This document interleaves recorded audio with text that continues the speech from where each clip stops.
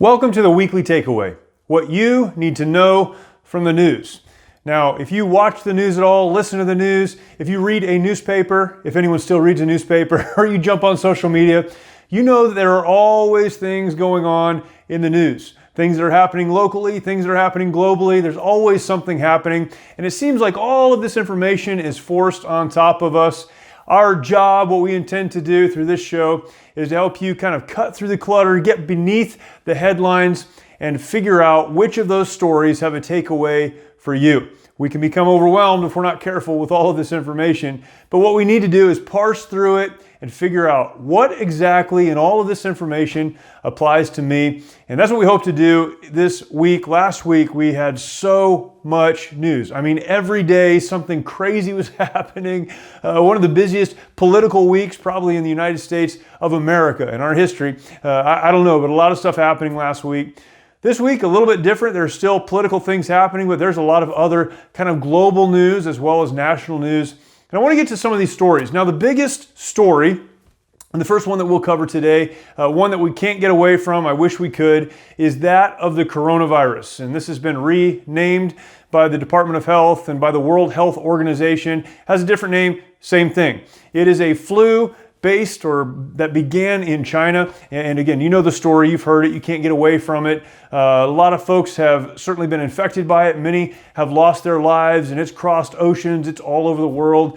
And many folks around the world are trying to figure out what to do with this virus, with this flu, with this infection. And I'm not a doctor, I don't know what the right word is, but I know a lot of people are being impacted by it. Even here locally in California, where we're recording from, folks have been quarantined. A number of folks quarantined at March Air Reserve Base, other places. It's a crazy story, and I'm sure this story, like all others, eventually will come to an end, and it'll be interesting to look back and see everything that came from that. A lot of folks looking to China saying, you haven't told us everything we should have known. You haven't given us all of the information. Even some folks saying maybe this was manufactured in a laboratory somewhere. We don't know. What we do know is that it's spreading and that a lot of people, because it's spreading, are afraid. And that's how these things work. One of the big takeaways from this particular story for me, and there are a lot of takeaways. There are a lot of things we could discuss and how this has been handled, all those things. We can ask and answer, or do our best at least to answer all those questions. Here's one of the big takeaways from me. And I haven't heard a lot of people talking about this, and I really think it needs to be talked about. Probably the clearest picture we've had recently of the direct impact of immigration on our country and on really the mental state of people around the country and around the world is this story. As this virus spread somewhere else in China, that's where it began, we're told, it has now spread around the world, and the process by which it spread around the world is the process of immigration. Now, we're not talking about illegal immigration here. We're talking about primarily legal immigration, people who are traveling, vacationing, doing business around the world, and many folks coming into the United States for those purposes. As we've seen, the United States government is grappling with this idea, this understanding of how to either stop immigration from countries that have been infected by this or are pushing this out, or to limit it, or to quarantine those who are coming from these countries. These are all big questions, and certainly there need to be some big answers. But what we see is an illustration of how what happens in one country through the process of immigration can impact our country. Now, all politics aside here, this has been a great picture of exactly how what happens in one place impacts people in another place. We have a huge discussion about immigration happening in the United States right now. And I think we need to understand, at least take away from what we're seeing around us, that it is impossible for us to conclude that what happens in one place has no impact on what happens here, that what people are dealing with in one place has no impact on what we're dealing with here in the United States. This is not a political commentary. This is not to say that there should not be immigration. I'm for immigration. I am married to someone who immigrated to the United States with her family. I'm for immigration. I'm pro-immigration. Certainly illegal or legal immigration, not illegal immigration, but legal immigration. I'm for it. But we must, in the discussion we're having across the country, understand That certainly what happens in one place when brought into our country will impact us physically, economically, politically, and in so many other ways. This has been a great takeaway for me, and I think one that should help shape the conversation on immigration going forward. Other things happened this week. We know that in the state of Virginia, we talked about this a few weeks ago if you've been watching this show.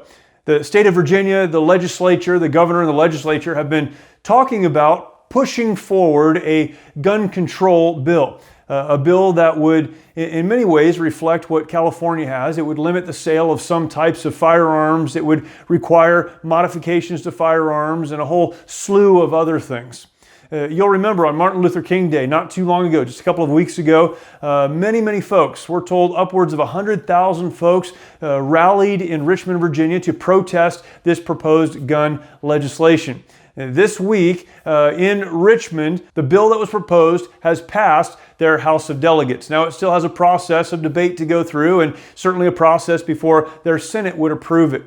But what's so interesting around this is that the primary purpose, stated at least by the legislatures, that this bill is being pushed forward is for the safety of its citizens. This is such an interesting argument, one we hear all of the time when gun legislation comes to the fore, when it kind of bubbles to the top, and we have this conversation over and over and over again. Those who would say that they appreciate the Second Amendment, those who support the Second Amendment and the rights enumerated in the Second Amendment are sometimes seen as either naive, they don't understand how bad firearms can be, or they're seen as alt-right. They're often a kind of militarized part of the country where they just want to run around in the woods and wear camo and do all the stuff that they're portrayed to do. When really what we have to understand, and here's the takeaway, anytime this conversation comes up, and again, it's been happening probably since the Second Amendment, certainly across our country right now and in the state of Virginia, every time this conversation comes to the top, we have to understand, we have to take away from this conversation that the ownership of guns, the ownership of firearms, the right to keep and bear arms, is not only for the purpose of hunting, because people will say we don't need to hunt like that anymore, not just for that purpose. It's also not just for the purpose of protecting oneself, of defending ourselves. Again, this is an argument that's made. We have police, we have this, we have that. We don't need firearms anymore. We don't need these firearms anymore. Here's the takeaway. Regardless of which side you sit on the Second Amendment issue, the Second Amendment was put in place by people that understood if a government, either the government locally or the government from somewhere else, can remove firearms from the citizens, then citizens have no recourse, no firewall, if you will, to prevent a dictatorship. In our modern culture, our modern society, modern America, we feel like this may be a little outside of thinking. Maybe that's old thinking, it's antiquated. But we have to understand that the protection of the Second Amendment is so that we, the citizens, can stand up for our rights, we can stand up for our liberties, and we can prevent a tyrannical government from ever taking those away from us. We have the ability to vote for the individuals that represent us, vote for the laws that are passed about us, that will impact us. We have those rights. We can make good decisions or bad decisions. But the reason we have those rights, the reason we have those liberties, is because we have the ability to stand up against a tyrannical or dictatorial government. We must always remember the Second Amendment is not about your right to hunt or target practice. It's about your right to defend your liberties. And this is why often we get into the slippery slope argument. What begins here may end up over there. We have to be very, very careful and very vigilant. Also this week, the state of New Hampshire held its primary, really the first primary. Last week was the Iowa caucus, first primary for the Democratic nominating process to see who will run against President Trump. President Trump, I guess, also participated in the primary, but he's kind of the only guy running, so he won easily. But on the Democratic side, Bernie Sanders won, and this brings up again a very interesting question, and really, in my mind, something that will be interesting to observe. Will people, American people, people who have their roots in liberty, as we just mentioned a moment ago, will they get behind someone that espouses the ideas of socialism? As the New Hampshire primary was taking place, a new poll came out that said that a majority of Republicans and independents would not vote for a presidential candidate who identified themselves as a socialist. Now, Bernie Sanders and others may try to separate themselves from that title a little bit, but the ideology that they espouse certainly is one of socialism. It will be very interesting to see whether or not these folks continue to espouse and push forward that ideology, and if regular Americans will get behind it. I don't believe they will, but we shall see.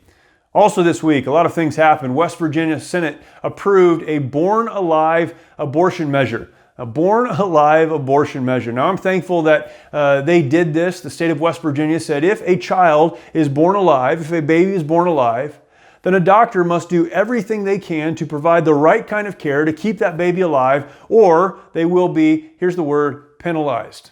Now, they're still figuring out exactly what that means. What I take away from this is simply this. It's crazy that in the United States, a country that says we believe in freedom and individual liberty, that we have to even have a conversation like that, and that a state senate would have to push forward a bill like that one. How insane.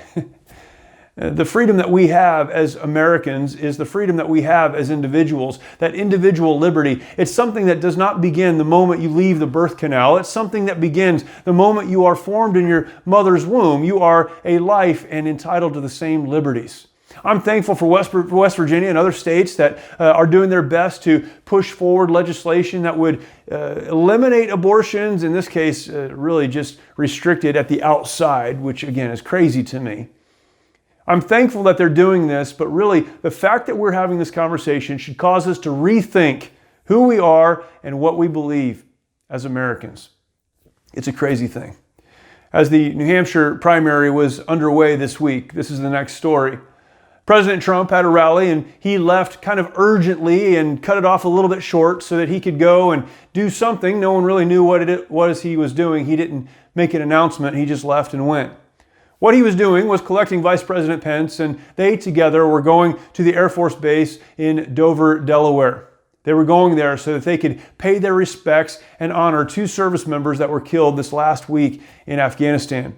The service members' names, again, I wrote these down so I wouldn't forget, and you need to remember, you need to hear their names and go look them up. Sergeant Javier Gutierrez and Sergeant Antonio Rodriguez. These were the 2 American service members that were killed this last week in Afghanistan. And our president, doing what all of us should do, took time out of a campaign season and really left a group of people who were there cheering for him, left them early so that he could go in silence and honor those who are defending the freedoms of our country abroad. Now, some things were said even last week in the State of the Union address about our foreign policy and the wars that we'll be involved in and what all of that looks like. And we don't know, and we probably all have opinions. Here's one thing we should all agree on, though. We should never forget the fact that there are men and women around the world standing in the gap to defend our freedom. I've said this before. I said it a few weeks ago. I'll say it every time that we are confronted with the reality of what war brings and the high price that is paid. There are folks doing the work that we need them to do around the world so that we can enjoy the liberties and the freedoms that we have right here at home. A lot of things could be said there, but the challenge is this, the takeaway for me personally is this: live in a way that honors their freedom. Live in a way that honors their sacrifice. Live in a way that honors the ability of these men and women to go forward and protect us, and live in a way that honors that decision. What a blessing it is to live in a country where citizens will volunteer to defend freedom. Let us never forget, let us always honor those who serve. So many other things in the news this week, but we'll stop there and catch you again next week. If you've liked this video, please hit that like button, subscribe. We'd love to allow you to know or help you to know when more information comes online. So like, subscribe. You can then share, get this out to as many people as possible. Comment if you'd like to, and we'll get back next week. I hope you have a great weekend.